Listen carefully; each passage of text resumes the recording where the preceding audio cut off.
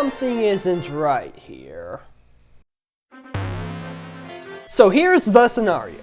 You're looking through the World Wide Web, researching a project, but don't quite know where to start. A quick search on the popular search engines on a specific topic might lead you to the ever-tempting Wikipedia, but citing said article purely based on its wording can be a bit misleading if the information that is being cited doesn't quite line up with the article. In this case, what I am referring to is the highlighted section here of this VeggieTales movie on Wikipedia. For whatever reason, someone added in the blurb saying that it was re-released on August 17th of 2021 by Lionsgate, despite the fact that it wasn't 2021 at the time of the recording of that video.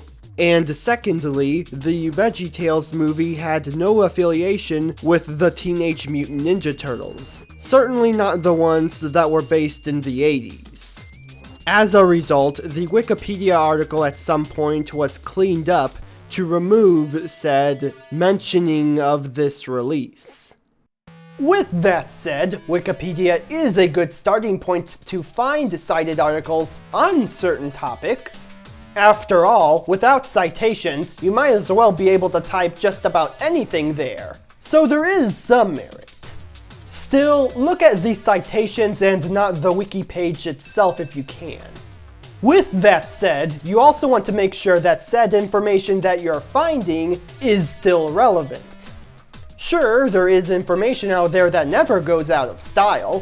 For example, finding an interview on the development of an old video game. However, some information out there can become obsolete and outdated. For example, say you're looking for a solution on an unexpected issue with a piece of software. Let's say Open Broadcaster software, or OBS. In this scenario, you can only find solutions to your problem on older versions of the software, where it can't apply to the current version of the software because the user interface has changed, with some options no longer existing in said version of the software. Now, technically this information wouldn't be outdated for the older versions of the software that the people are talking about, but most people would just be using the latest updates whenever possible. Not to mention most companies out there recommending us to use the latest version of their software whenever possible. But this issue can apply to just about any other software that has undergone several changes and updates for years and years, including operating systems themselves. One more thing is that when doing research, make sure that the website and/or people hosting it are credible. For example, there are websites out there that are dedicated to creating just satire, and should not be taken seriously unless you just want a laugh. However, some sites may not be so obvious, so a good rule of thumb is researching the site and making sure that their reputation is in good standing.